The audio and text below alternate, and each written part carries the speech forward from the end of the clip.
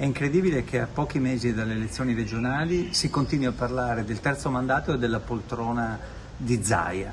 È incredibile che ancora una volta la politica del Veneto sia ridotta a poltrone e a spartizioni, mentre le famiglie, i cittadini, le imprese attendono risposte sulla sanità, sul caro energia, sul lavoro. Lo definisce teatro indecoroso il segretario regionale dei Dem e sul palco per il Partito Democratico c'è solo una compagnia di attori, quella del centrodestra, perché lo spiraglio sul terzo mandato aperto da Fratelli d'Italia con un big nazionale come Giovanni Donzelli rimette indubbiamente le carte in tavola. E mentre Matteo Salvini si affretta a dire che una modifica della norma blocca mandati è possibile entro l'autunno, ma bisogna fare presto, il centro-sinistra si rivolta contro un'ipotesi che aveva, come tutti, evidentemente accantonato dopo il pronunciamento della consulta. Zaia continua a rimanere malinconicamente aggrappato alla sua poltrona, ma di mandati ne ha già fatti 3, anche se la legge ne prevede 2, come ha detto recentemente la Corte Costituzionale, e oggi vorrebbe fare il 4. È davvero incredibile. È giusto invece che al più presto si fissi la data delle elezioni e che la parola venga restituita ai cittadini del Veneto. Sullo sfondo c'è un risico politico non da poco. C'è chi legge nell'apertura dei meloniali la necessità di accontentare la Lega in Veneto, Friuli Venezia Giulia e Provincia di Trento in cambio della Lombardia.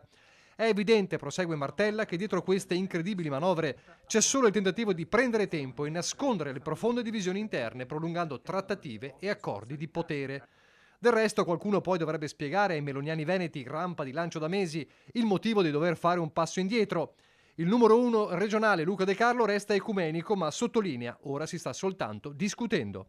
Che i partiti, soprattutto quello di maggioranza, si interroghi su un tema così importante come quello del terzo mandato è nella natura delle cose. Discuteremo, metteremo sul piatto i pro e i contro di un'eventuale scelta, ma il tutto nella più ampia naturalezza e soprattutto nella consapevolezza di che ciò che stiamo facendo lo facciamo solo ed esclusivamente nell'interesse dei cittadini. Ma che i freni ci siano lo dimostra anche il poco entusiasmo, per non dire altro, degli azzurri di Forza Italia in Veneto.